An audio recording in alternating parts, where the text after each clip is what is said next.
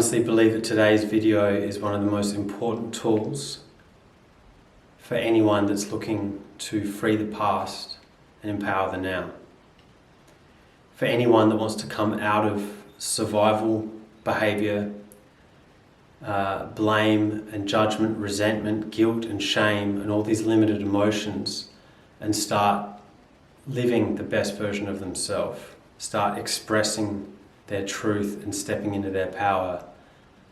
For me anyway, this was the key. This is it.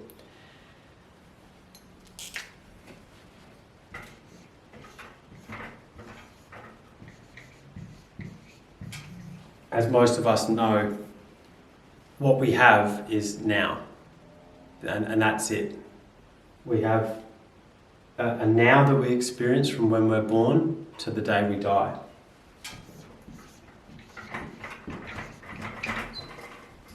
This line of time with our past and our future. So where we want to go, where we're hoping to go, what we're hoping to achieve, and where we've come from.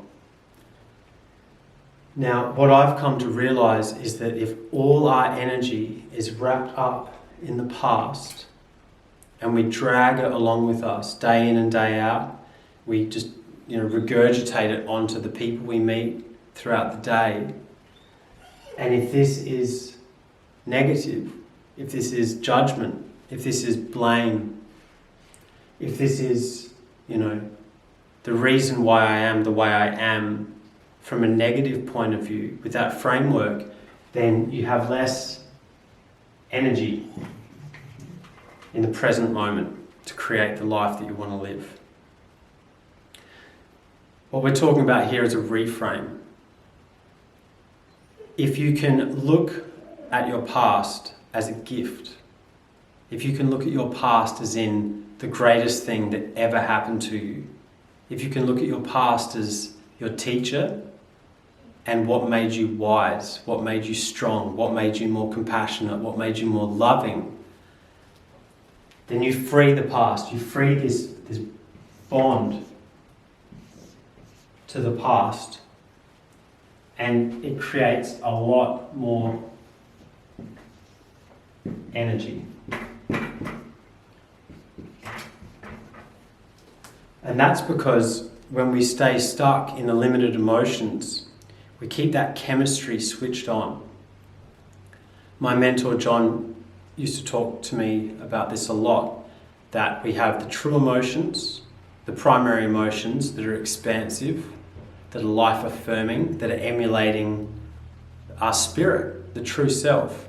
And then we have the emotions that are all about survival. And these are things like shame and aggression and blame and judgment and guilt and these sorts of emotions.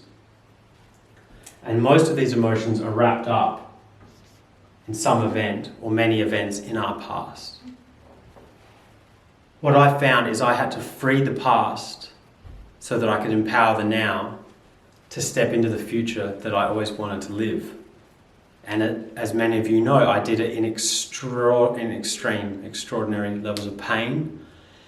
And at the same time, I was healing my body and going through all this trauma. I cured depression and I cured anxiety and quit drugs, cigarettes, all of that stuff that wasn't life-affirming. I wrapped up all that negative stuff and I turned it into something positive and something life-affirming. I knew that every decision I was going to make had to be expansive. It had to make me a better person and not keep me contracted and in lack and in need and in judgment and these other survival emotions that we have. How do you do it? How do you free the past to empower the now, to create the future that you want to live? It's the reframe. It's coming to understand that wherever you're at in your life right now, it's okay. You've fallen down, you've picked yourself up, you've got some cuts, you've got some bruises, there's some things you're not proud of, there's some things you are proud of. But the key to transformation here, the key to being able to free the past and empower the now is coming back to self-love. It's so important. Keeping yourself locked in this, I'm blaming myself and someone else did me wrong and it's just not fair and you wouldn't know what I've been through and all that sort of stuff keeps our energy wrapped in the past and depletes our potential in the now. And don't think for a second I don't know about pain, about depression and suffering and emotional pain. I've been there. What I did though is I decided to look at the past under a different lens, and I realized that it was a gift. I've been saying non-stop for over 10 years, my car accident, all that pain is the best thing that ever happened to me. Everything I have in my life right now, I created after I discovered how powerful, how loving I actually was. I've always been, that we all are. So that moment in time was my deliverance.